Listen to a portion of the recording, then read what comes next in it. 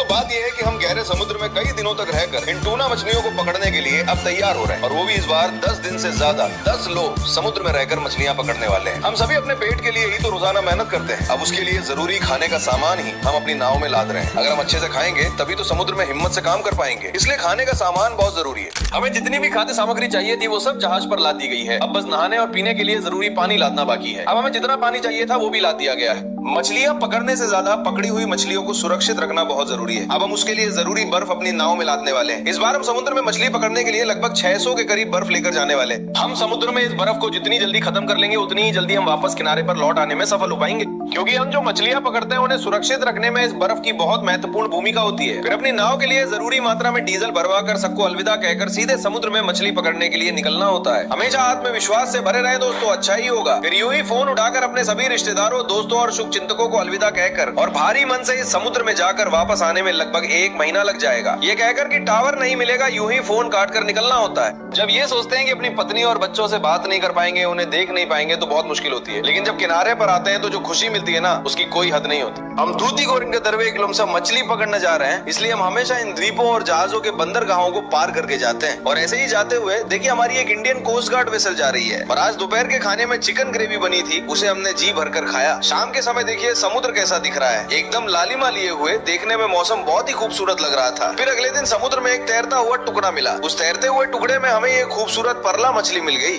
गहरे समुद्र में हम जो मछलियां पकड़ते हैं उनमें सबसे खूबसूरत मछली ये परला मछली ही है। और फिर जब हम समुद्र में जाल डालने की जगह ढूंढते हुए जा रहे थे तभी बारिश भी होने लगी। देखिए आज आसपास का मौसम कैसा है, अभी हल्की बारिश जैसा लग रहा है। हमें जाल डालने की जगह तक पहुंचने में लगभग 4 दिन लग गए। 4 दिनों के बाद इस उम्मीद में कि आज हमें समुद्र में बहुत सारी टूना मछलियां मिलेंगी, हम अभी समुद्र में जाल डाल रहे हैं। टूना मछलियां बहुत गहरे समुद्री इलाकों में रहती हैं, इसलिए हम लगभग 4 दिन यात्रा करके इस जगह पर आए हैं।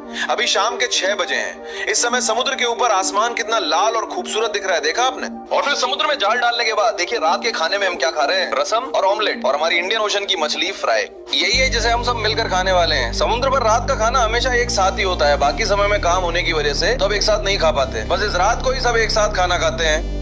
आज रात का खाना खाने के बाद रात 9 बजे सबने एक छोटी सी झपकी ली और रात 1 बजे उठकर जाल बिछाना शुरू कर दिया। आज हमारे जाल में पहली बार में ही ये 2 सूर मछली एक के बाद एक आ गई। आज हमारे जाल में बहुत सारी मछलियां मिलेंगी, ऐसी उम्मीद सभी को थी, लेकिन हमें निराशा ही हाथ लगी।